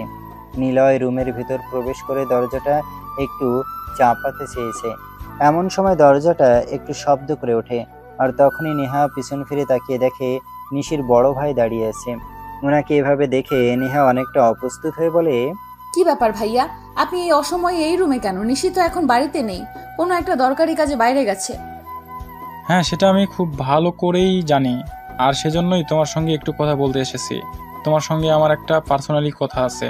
কি বলেন ভাইয়া, আপনি আমার সঙ্গে তো এটা কি কখনো আমি কথাই হয়নি, আর এখন আপনি বলছেন আমার সঙ্গে আপনার পার্সোনাল কথা আছে? আমি তো আসলে বুঝতেই পারছি না আপনি কি এমন পার্সোনাল কথা বলতে চাইছেন। হ্যাঁ, আমি বললাম তো তোমার সঙ্গে পার্সোনাল কথা আছে, আর আছে বলেই তো তোমার সঙ্গে কথা বলতে এসেছি, তাই না? তখন নেহা বলতে থেকে, আচ্ছা ঠিক আছে, কথা বলবে ভালো কথা, কিন্তু দাঁড়িয়ে কেন? বসে কথা বলার জন্য। তখন নিলয় নেহার একটু কাছে গিয়েই বসে, আর তারপর তার হাতটা ধরার চেষ্টা করে। তখনই নেহা একটু পিছিয়ে গিয়ে বলে, আরে ভাইয়া, এসব আপনি কি করছেন? আপনি তো বললেন শুধু আমার সঙ্গে একটু কথা বলবেন, কিন্তু আপনি আমার হাত ধরছেন কেন? তখন নিলয় একটু সরে গিয়ে বলে, সরি, আসলে তোমাকে যেটা বলতে চাই, দেখো আমি কিন্তু ঘুরিয়ে পিছিয়ে কথা বলা একদমই পছন্দ করি না। যা বলি সব সময় স্পষ্ট করে কথা বলি। হ্যাঁ ভাইয়া, ঠিক আছে, আমি বুঝতে পেরেছি। এবার তো বলুন আপনি আমাকে কি বলতে চান। তখন নিলয় বলে নিলয় নেহাকে পছন্দ করে, আর নেহা এক কথাতেই রাজি হয়ে যায়। কারণ নিলয় ছিল সুদর্শন এক পুরুষ, যাকে দেখে যে কোনো মেয়ে প্রথম দেখাতেই প্রেমে পড়ে যেত। নেহা নিজেও তো একটা মেয়ে মানুষ, আর তার ক্ষেত্রে উপকার ব্যতিক্রম হবে না। তারপরে শুরু হয় তাদের দুজনের প্রেম, কিন্তু সেটা নেহার বান্ধবী নিশি জানতো না। এদিকে নিলয় নামের ছেলেটা নেহাকে ভুলিয়ে ভালিয়ে বাড়িতে পাঠানোর বন্দোবস্ত করে, কারণ তার মনে কিন্তু অন্য চক্কর চলছে। সেটা আপনারা গল্পের শেষের দিকে জানতে পারবেন। যাই হোক, এদিকে হঠাৎ একদিন বিকেলবেলা নিশি আর নেহা রুমে গল্প করছিল। এমন সময় হঠাৎই নেহা নিশিকে বলে, নিশি, আমি আগামীকাল বাড়িতে চলে যাচ্ছি। এতদিন তোদের এখানে থেকে ডিস্টার্ব করার জন্য সরি। আরে দোস্ত, তুই এটা কি বলছিস? আমি তো তোকে আমার নিজের বোনের মতোই মনে করি। তুই আমাদের বাড়িতে আছিস, আর এতে আমি বিরক্ত হব কেন? আমার তো খুবই ভালো কেটেছে সময়টা। আচ্ছা দোস্ত, ঠিক আছে, আমি কিন্তু আগামীকালকেই বাড়িতে চলে যাচ্ছি। এর পরদিন সকাল হতে না হতেই নেহা নিজের জিনিসপত্র আবারও গুছিয়ে বাড়ির উদ্দেশ্যে রওনা দেয়। প্রায় সকাল 10টার মতো হবে বাজে সে বাড়িতে এসে পৌঁছায়। তখন নীল আর তার বাবা অফিসে বেরোচ্ছিল। নেহার বাবা নেহাকে দেখতে পেয়ে বলে, কি ব্যাপার, তুমি নিজে নিজে বের হয়ে গেলে আবার নিজেই চলে আসলে যে? আই এম সরি বাবা, আসলে আমি এতদিনে আমার ভুলটা বুঝতে পেরেছি। তুমি আমাকে ক্ষমা করে দাও, এরপর আর আমি কখনোই এমন ভুল করব না। ঠিক আছে, এখন ভিতরে যাও, আমি অফিসে যাচ্ছি, বাড়ি ফিরে এসে তোমার সঙ্গে কথা বলবো। বলতে বলতে নেহার বাবা আর নীল দুজনেই বাসা থেকে বের হয়ে যাচ্ছিল। এমন সময় নেহা পেছন থেকে নীলকে উদ্দেশ্য করে বলে, কি ব্যাপার? আমার ফিরে আসাতে মনে হয় আপনি খুশি হননি, তাই এরকম মুখটাকে গোমড়া মেরে রেখেছেন। আপনি এভাবে কেন বলছেন? এটা আপনার বাড়ি, আর এখানে আমি একজন আশ্রিত মাত্র। আপনার বাড়িতে আপনি ফিরে আসবেন না তো কেউ ফিরে আসবে? আর এখানে আমার মুখ গোমরা করে রাখার কি আছে? বলতে বলতে নীল আর নেহার বাবা দুজনেই অফিসে বেরিয়ে পড়ে। আর অফিসে এসে নেহার বাবা নীলকে নিজের কেবিনে ডাকে। কি ব্যাপার আঙ্কেল, কিছু হয়েছে নাকি? আপনি আমাকে কিছু বলবেন? হ্যাঁ, আমি তোমাকে গুরুত্বপূর্ণ কিছু কথা বলতে চাই, তুমি আমার কথাগুলো মনোযোগ দিয়ে শোনো। নেহা ফিরে এসেছে, এর মানে এই নয় যে সে ভালো হয়ে গেছে, কারণ মেয়েটা তো আমার, তার শরীরের প্রত্যেকটা শিরা আমার রক্তে বইছে। তাই আমি খুব ভালো করেই জানি সে কোনো একটা উদ্দেশ্য নেই ফিরে এসেছে। এসব আপনি কি বলছেন আঙ্কেল? আপনার মেয়ে আপনার বাড়িতে ফিরে এসেছে, এখানে আবার কি উদ্দেশ্য থাকতে পারে? তখন নেহার বাবা নীলকে বলে, কেন জানি ওনার মনে কিছু একটা ডাউট হচ্ছে। নেহার মনে হয়তো কিছু একটা চলছে, তাই নেহা ফিরে এসেছে। নয়তো নেহা প্রচণ্ড জেদি একটা মেয়ে, এসে এত তাড়াতাড়ি ফিরে আসতো না। এইসব কথা শুনে নীল নেহার বাবাকে বলে, আচ্ছা ঠিক আছে আঙ্কেল, আপনার যদি এরকম কিছু ডাউট হয়ে থাকে তাহলে আমি সব সময় অ্যালার্ট থাকব। তবে আমার মনে হয় না উনি এরকম কিছু করবেন, কারণ এটা ওনার বাড়ি, এখানে থাকার ওনার সম্পূর্ণ অধিকার রয়েছে। তাই উনি কেন এরকম কিছু করতে যাবেন? বলতে বলতে নীল নেহার বাবার কেবিন থেকে বের হয়ে চলে যায়। কিন্তু নেহার বাবার মনের মাঝে শুধু একটাই কথা ঘুরপাক করতে থাকে, নেহা যখন ফিরে এসেছে তখন সে কিছু একটা উদ্দেশ্য নিয়েই ফিরে এসেছে। তার মনের মধ্যে নিশ্চয়ই কিছু একটা চলছে, আর সেটা যেভাবেই হোক জানতেই হবে। এদিকে নেহা বাড়িতে ফিরে এসেছে আজ 4 দিন। এর মধ্যেই হঠাৎ একদিন নিলয় নেহাকে ফোন করে। হ্যালো জানেমান, কি করছিলে? কি আর করব, তুমি তো আমাকে ভুলিয়ে ভালিয়ে বাড়িতে পাঠিয়ে দিলে। এখন তো আর আমার সঙ্গে দেখা করার নামটাও নিচ্ছ না। আমি তো তোমাকে না দেখে থাকতেই পারছি না, আমার খুব কষ্ট হচ্ছে। কষ্ট তো আমারও হচ্ছে, কিন্তু কি করব বলো? আমি তো আর চাইলেও তোমার কাছে চলে আসতে পারবো না, কারণ তুমি তো আর এখন আমাদের বাড়িতে নেই, তোমাদের বাড়িতে চলে গেছো। আর তোমাদের বাড়িতে তো আমি এভাবে চলেও যেতে পারি না।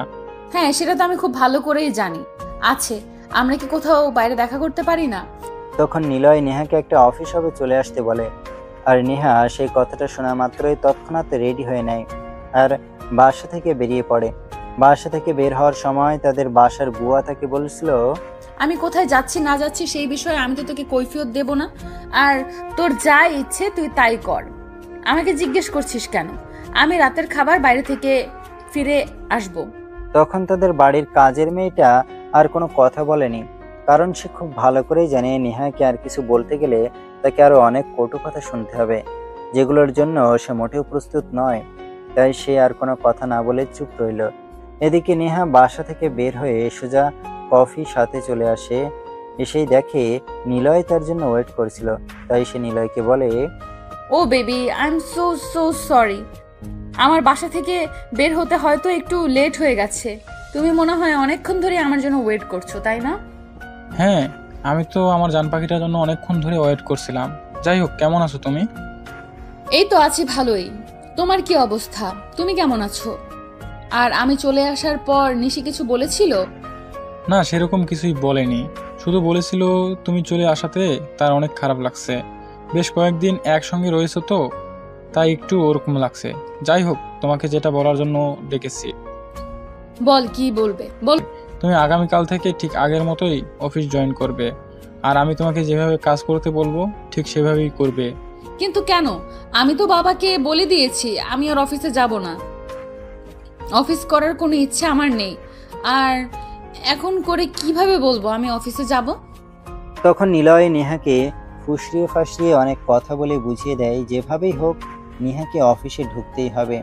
সে নেহাকে আরো বলে, আমি যে তোমাকে বললাম যে তোমাকে এছাড়া আমার থাকতে অনেক কষ্ট হচ্ছে, তাই তুমি আগে অফিসে ঢুকো, তোমার বাবার কাছাকাছি থাকো, তোমার বাবার মনের অবস্থাটা বোঝার চেষ্টা করো, তারপর একদিন সুযোগ বুঝে তোমাকে দেখা করিয়ে দাও। ও আচ্ছা, আমি এতক্ষণে বুঝতে পেরেছি। তাহলে তো তুমি বিষয়টা আমাকে আগে বুঝিয়ে বললেই পারতে, তাহলে তো আর এত পেঁচাল পাড়ার কোনো মানেই ছিল না। তখন নেহা আরো বেশ কিছুক্ষণ গল্প করে আর বাইরে থেকে রাতের খাওয়া দাওয়া করে বাসায় ফিরে আসে। নেহা বাসায় আসার কিছুক্ষণের মধ্যেই তার বাবা বাসায় আসে। তার বাবা যখন তাকে ডিনার টেবিলে ডাকে তখন সে সেখানে যায় আর তার বাবাকে বলে, বাবা, আমি আগামীকাল থেকে আবার অফিসে জয়েন করতে চাই। আমি চাই এখন তুমি আমাকে বলবে যে আগে আমি নিজের ইচ্ছায় অফিস থেকে বের হয়ে এসেছি, আর এখন কেন আবার অফিসে ঢুকতে চাচ্ছি। হ্যাঁ, এরকম প্রশ্ন করাটাই তো স্বাভাবিক। কেন, তুমি কি এমন প্রশ্ন সম্মুখীন হতে প্রস্তুত নাও? হ্যাঁ, আমি সম্পূর্ণ প্রস্তুত। তবে আগে তুমি আমার কথাটা শোনো। দেখো, আমি তো তোমার একমাত্র মেয়ে। তোমার সকল সম্পত্তির উপর শুধুমাত্র আমার অধিকার রয়েছে। তুমি না থাকাকালীন সবকিছু তো আমারই থাকবে। তাই এখন আমি আবার অফিসে জয়েন করতে চাইছি। হ্যাঁ ঠিক আছে, কিন্তু আমি তোমাকে এখন কিন্তু অন্য কোনো পোস্টে জয়েন করতে দেব না। তোমাকে ম্যানেজিং ডিপার্টমেন্টেই থাকতে হবে। নেহা তখন তাতেই রাজি হয়ে যায়, কারণ নিলয় তাকে এভাবেই কথা বলতে বলেছে। নিলয় তাকে বলেছে তার বাবা তাকে যে ডিপার্টমেন্টে জয়েন করতে বলুক তাতেই যেন সে রাজি হয়ে যায়। মূল কথা, তাকে যেভাবেই হোক তার বাবার আশপাশ থাকতে হবে আর তার বাবার মনের ইচ্ছাটা জানতে হবে। আর এর পরদিন থেকেই নেহা অফিস করতে শুরু করে। এভাবে চলে গেল বেশ কয়েকদিন। ইতিমধ্যে হঠাৎ একদিন আবারও নিলয় নেহাকে ফোন করে। তো সুইটহার্ট, ওদিকের কি অবস্থা? এখন কি আমি চাইলে তোমার বাবার সঙ্গে দেখা করতে পারি? এদিকের আবহাওয়া তো মোটামুটি ভালোই মনে হচ্ছে। একটা কাজ কর, তুমি আগামীকাল একবার আমাদের অফিসে চলে এসো। সেখানে আমি তোমাকে বাবার সঙ্গে কথা বলিয়ে দেওয়ার চেষ্টা করছি। আচ্ছা ঠিক আছে, আমি কিন্তু আগামীকাল বিকেল 3টার সময় তোমাদের অফিসে উপস্থিত থাকবো। বলতে বলতে নিলয় ফোনটা কেটে দেয়। আর এদিকে নেহা রাতে তার বাবার সঙ্গে কথা বলতে যায়। বাবা আগামীকাল তোমার সঙ্গে আমার এক বন্ধু দেখা করতে আসবে। আচ্ছা ঠিক আছে, সে জানা হয় বুঝলাম, কিন্তু তোমার কেমন বন্ধু, মানে তার সঙ্গে তোমার কেমন সম্পর্ক, সে ছেলে না মেয়ে? সে কি আমার সঙ্গে কোনো দরকারি কথা বলতে আসবে নাকি এমনিতেই দেখা করতে আসবে? বাবা তুমি আমাকে এত প্রশ্ন কেন করছো? সেটা তুমি তো আগামীকাল তার সঙ্গে যখন দেখা হবে তখনই জানতে পারবে। আমি এখন তোমাকে এইসব ব্যাপারে কিছুই বলতে চাইছি না। বলতে বলতে নেহা সেখান থেকে চলে যায়। আর পরের দিন ঠিক বিকাল 3টের সময় নিলয় তাদের অফিসে আসে। প্রথমে সে নেহার চেম্বারে যায়। Excuse me madam, may I coming? Neha একটা কাজ করছিল, তখন এসে মাথা ঘুরিয়ে তাকিয়ে দেখে নিলয় তার কেবিনের দরজার সামনে দাঁড়িয়ে আছে। তখন সে নিলয়ের দিকে তাকিয়ে বলতে থাকে, আরে মাই ডিয়ার সুইট হার্ট, তুমি আমার কেবিনে এসেছো আর ভেতরে প্রবেশ করার জন্য অনুমতি চাইছো? এমনটা হতে পারে নাকি? প্লিজ ভেতরে এসো। তখন নিলয় হৃদয়ে প্রবেশ করে তার সঙ্গে সঙ্গে নেহাকে জড়িয়ে ধরে, আর তখনই নেহার ঠোঁটে একটা কিস করে। নেহা তখন নিজেকে কোনো রকমে ছাড়িয়ে নিয়ে বলতে থাকে, আরে এটা তুমি কি করছো? এটা আমার অফিস, এখানে এরকম করা যায় নাকি? উফ ডার্লিং, সেই কথা দিন ধরে তোমাকে একটুও দেখি না, তোমাকে একটু কাছ থেকে ছুতে পারি না। আমি তো তোমাকে ছাড়া থাকতেই পারছিলাম না, এখন আমি কি করব তুমি নিজেই সেটা বলো না। তাই বলে তুমি আমার অফিসে এসে এরকম করবে নাকি? আচ্ছা ঠিক আছে বসো, তুমি কি খাবে বলো। যদিও আমার তোমাকেই খাওয়ার ইচ্ছা, কিন্তু সেটা তো আর পূরণ হবে না। আপাতত 1 কাপ কফি হলেই চলবে। কথাটা বিড়বিড় করে বলছিল নিলয়, তাই নেহা বসতে পারেনি। তাই সে জিজ্ঞাসা করে, কি ব্যাপার? তুমি আমাকে বিড়বিড় করে কি বলছো? কি বলবে স্পষ্ট করে বলো, তুমি তো জানোই বিড়বিড় করে কথা বললে আমি বুঝতে পারি না। নিলয় তখন কিছুটা আন্দাজ করতে পারে নেহা হয়তো তার বলা কথাটা একটু হলেও শুনতে পেরেছে। তাই সে কথা ঘুরিয়ে দেওয়ার জন্য বলে, কই আমি আবার কি বললাম? আমি তো শুধু বললাম 1 কাপ কফি হলেই চলবে। তুমি কি ইদানিং কানে কম শুনতে পাও নাকি? হ্যাঁ হতেই পারে, হয়তো তুমি কাছে নেই তাই হয়তো কানে একটু কম শুনতে পাচ্ছি। যাই হোক তুমি বসো, আমি এক্ষুনি কফির ব্যবস্থা করছি। তারপর দুজনে বসে গল্প করতে থাকে। আর এদিকে নেহা তাদের অফিসের পিয়নকে দিয়ে কফি আনানোর ব্যবস্থা করে। কফি খেতে খেতে নিলয় নেহাকে বলে, তুমি তোমার বাবার সঙ্গে আমাদের সম্পর্কের বিষয়ে কিছু বলেছো, মানে বিয়ের বিষয়ে কথা বলছি। না আমি এখনো সেরকম কিছুই বলিনি। আর তুমি তো জানোই আমি একটা মেয়ে মানুষ, আর একটা মেয়ে হয়ে কিভাবে নিজের বাবার সঙ্গে বিয়ের বিষয়ে কথা বলি বলো। ওকে মাই ডিয়ার, কোনো সমস্যা নাই। আমি যখন চলে এসেছি তখন আমি নিজেই সবটা সামলে নেব, তোমাকে কোনো চিন্তা করতে হবে না। এখন চলো আমাকে নিয়ে তোমার বাবার কেবিনে। তখন নেহা আর এক মুহূর্ত দেরি না করে নিলয়কে নিয়ে তার বাবার কেবিনে চলে যায়। কিন্তু তার বাবা তখন নীলের সঙ্গে একটা গুরুত্বপূর্ণ বিষয় নিয়ে আলোচনা করেছিল। সেটা দেখে নেহা একটু ক্ষেপে যায়, কিন্তু নিলয় চোখের ইশারায় নেহাকে ঠান্ডা হতে বলে।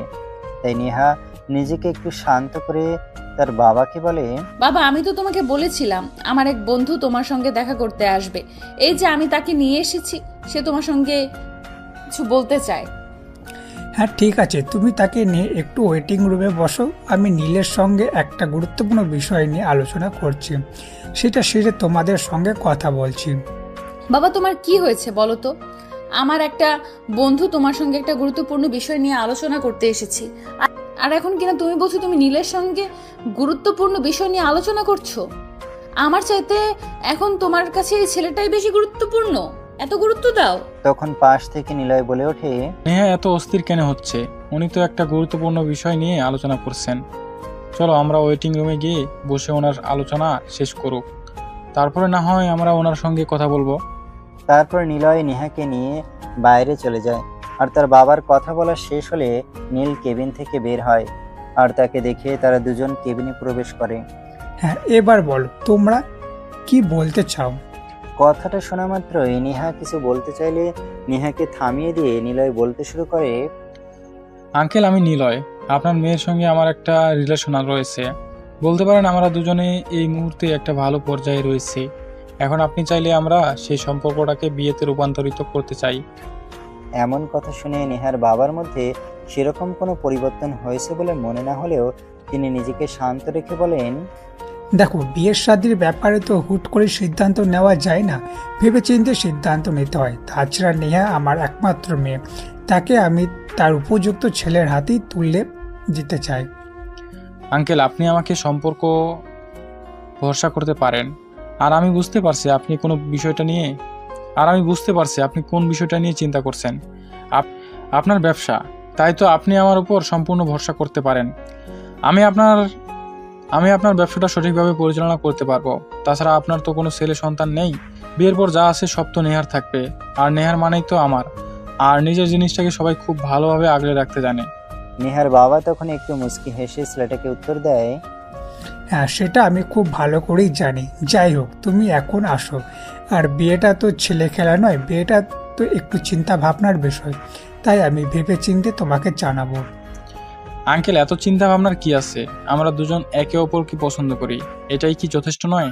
আমাদের ভালোবাসার কি কোনো মূল্য নেই আপনার কাছে? কেন আপনি এত চিন্তা ভাবনা করতে চাইছেন? তোমাদের ভালোবাসার কোনো মূল্য নেই সেটা আমি কখন বললাম?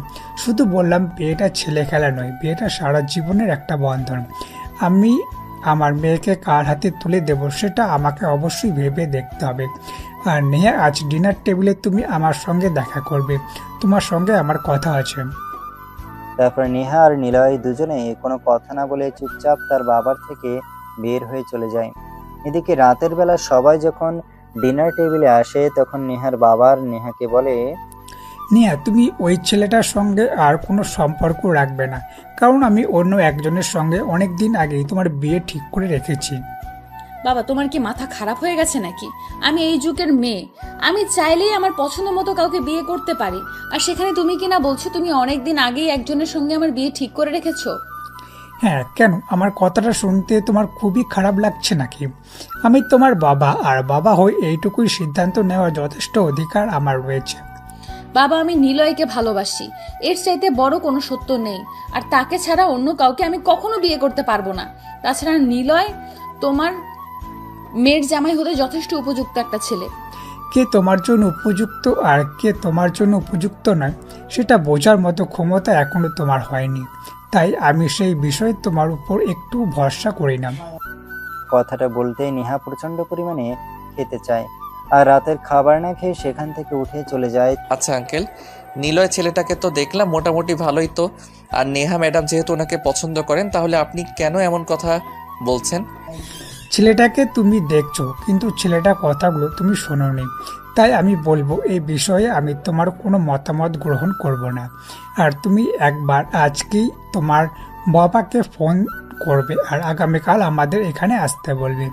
কেন আঙ্কেল? না মানে আসলে আপনি তো জানেন আমার বাবার শরীরটা ইদানিং ভালো যাচ্ছে না, তাই এভাবে হুট করে বাবাকে চলে আসতে বলতে পারি না। আমি ড্রাইভারকে বলে দিচ্ছি, তুমি শুধু আমাদের বাড়ির ঠিকানাটা দিয়ে দাও, ড্রাইভার নিজে গিয়েই নিয়ে আসবে। কেন, বাকি কারণে সেই সব কিছু তোমার বাবা আসার পরেই জানতে পারবে। তখন নীল আর কোনো কথা বলেনি, চুপচাপ নিজের রুমে চলে যায়। এরপর পরের দিন বিকেলের মধ্যে তাদের বাড়ির ড্রাইভার নীলের বাবাকে নিয়ে আসে। রাতের বেলা নেহার বাবা সবাইকে ড্রয়িং রুমে ডাকে, নেহাও সেখানে উপস্থিত হয়। কি ব্যাপার, কি হয়েছে? তুমি সবাইকে ডেকেছো কেন? আর এই বয়স্ক লোকটা কে? এনাকে তো আগে দেখিনি। উনি তোমার হবু শ্বশুর মশাই, ওনাকে সালাম করো। কথাটা শোনা মাত্রই উপস্থিত সবাই অনেকটা হতভম্ব হয়ে যায়। নেহা কিছু বলার আগে নীল বলে, আঙ্কেল, এসব আপনি কি বলছেন? আপনার কি মাথা খারাপ হয়ে গেছে নাকি? আমার বাবাকে আপনি নীলা ম্যাডামকে হবু শ্বশুর বলে পরিচয় দিচ্ছেন কেন? তুমি চুপ করো, আমি তোমার সঙ্গে কোনো কথা বলছি না। তারপর তিনি আবারও নেহার দিকে তাকিয়ে ধমক দিয়ে নেহাকে বলেন নীলের বাবাকে সালাম করতে। তখন নেহা বলতে থাকে, অসম্ভব বাবা, কখনোই না। এতক্ষণ আমি জানতাম না এই লোকটাকে, আর এখন যেহেতু জেনে গেছি নিজের বাবা, তখন তো প্রশ্নই ওঠে না। তখন নেহার বাবা একটা চিৎকার দিয়ে ওঠে, আর তাতে নেহা অনেকটা ভয় পেয়ে যায়। আর সে ভয় পেয়ে নীলের বাবাকে সালাম করে আর তারপর একটু সরে দাঁড়ায়। ওই ছেলেটার সঙ্গে তোমার সম্পর্কটা চলবে না, কারণ ওই ছেলেটার সঙ্গে আমি কখনোই তোমাকে এক হাতে দেব না। নীলের বাবা আর আমি ছোটবেলাকার বন্ধু, আমরা ছোটবেলায় একে অপরকে কথা দিয়েছিলাম বিয়ের পর যদি ছেলে সন্তান হয় আর আমার যদি মেয়ের সন্তান হয়, তাহলে আমরা আমাদের ছেলে মেয়েকে একে অপরের সঙ্গে বিয়ে দেব। আমি তোমাদের শেষ সব কথা মানি না, কারণ তোমাদের কবে কাকে কোন বিষয়ে কথা দিয়েছো সেই সব কিছু আমরা জানি না এবং জানার প্রয়োজনও মনে করি না। তাছাড়া সবচেয়ে বড় কথা হলো আমি নিলয়কে পছন্দ করি, আর তার সঙ্গে আমার একটা সম্পর্ক রয়েছে। তাই তুমি চাইলেই আমি নিলয়কে ছেড়ে নীলকে বিয়ে করতে পারবো না। এরকম একটা জায়গা খ্যাত ছেলেকে বিয়ে করলে আমার সমাজ বলতে কিছুই থাকবে না। নিয়ে অনেক বলে ফেলেছো তুমি। আমি তোমার কাছ থেকে আর কোনো কথাই শুনতে চাইছি না। আমি তোমার বাবা, আমি কি করব না করব সেই বিষয়ে আমি তোমার কাছ থেকে কোনো মতামত গ্রহণ করব না। আমি আমার মতামতটাকে বেশি প্রাধান্য দিয়ে থাকি, সেটা তুমি খুব ভালো করেই জানো। তুমি যদি তোমার মতামতটাকে বেশি প্রাধান্য দাও তাহলে আমাকে বলতে হবে আমাকেও আমার মতামতটাকে বেশি প্রাধান্য দিতে হবে। আমি তোমার কথা রাখতে পারবো না।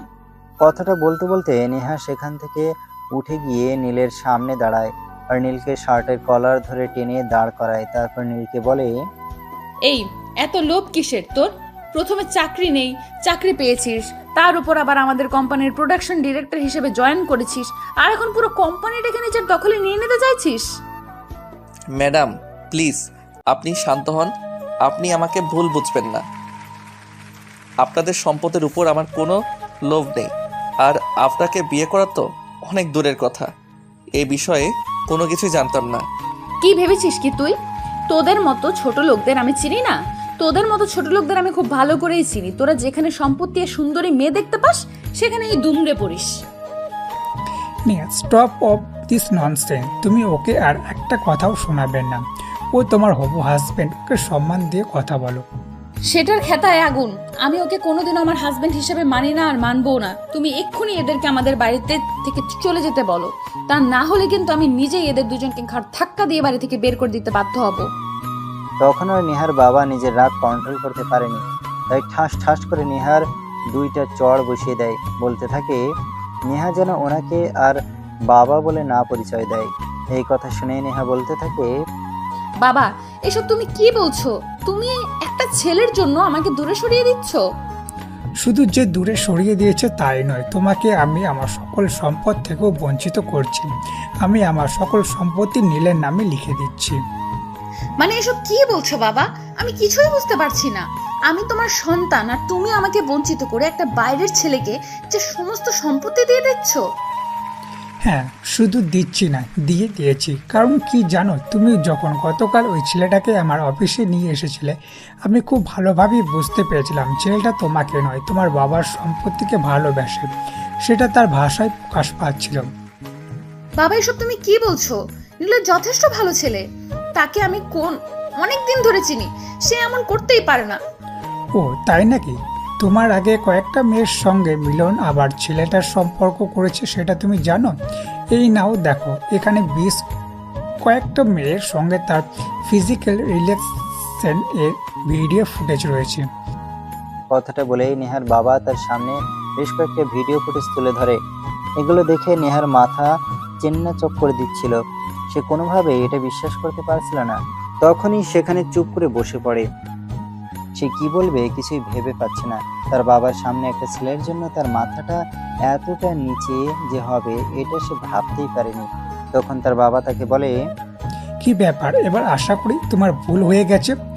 এবার আর নিশ্চয়ই তোমার নীলকে বিয়ে করতে কোনো অসুবিধা নেই। ওনার অসুবিধা নাই থাকতে পারে, কিন্তু আমার অসুবিধা আছে। আমি ওনাকে বিয়ে করতে পারবো না, কারণ আমি ওনাকে বিয়ে করার যোগ্যই না। আমি ওনার মতো হাই সোসাইটিতে বিলং করি না। আমি ওনার মতো চলাফেরাও করতে পারি না, নাইট ক্লাবে যেতে পারি না, আরো অনেক কিছু। তখন নেহা মাথাটা নিচু করে আস্তে আস্তে বিনয়ের সঙ্গে নীলের হাত দুটো ধরে বলে, প্লিজ নীল, আমাকে তুমি ক্ষমা করে দাও তোমাকে ভুল বুঝবার জন্য, এতগুলো কথা শোনাবার জন্য। I am so sorry, please আমাকে ক্ষমা করে দাও। না ম্যাডাম, ক্ষমা তো আপনি আমাকে করবেন। আমি আপনাদের বাপ মেয়ের মাঝখানে চলে আসাতে আপনাদের মধ্যে অনেক সমস্যা হয়েছে। আমি চাই না আপনাদের মধ্যে আর কোনো সমস্যা হোক।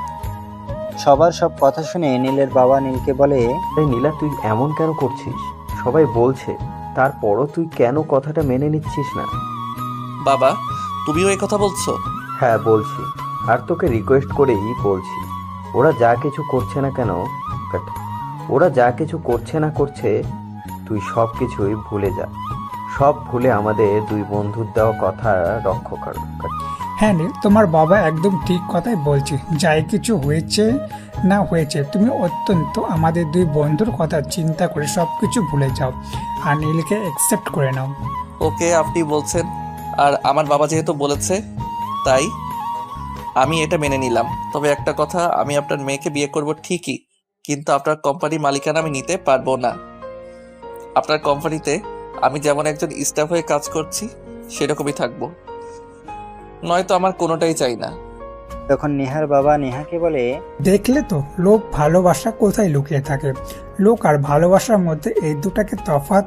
নিলয় নামের ছেলেটা শুধু তোর বাবার সম্পত্তির উপর লোভ করেছিল, কিন্তু নীলকে দেখে তোর বাবার সম্পত্তির উপর তার বিন্দু মাত্র লোভ নেই।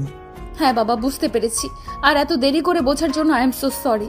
তোমরা সবাই প্লিজ আমাকে ক্ষমা করে দিও। তারপর আর কি, মিয়া বিবি রাজি তো কিয়া করেগা কাজী। নেহার বাবা কয়েকদিনের মধ্যেই মহা ধুমধামের সঙ্গে নীল আর নেহার বিয়ের কাজটা সুসম্পন্ন করে।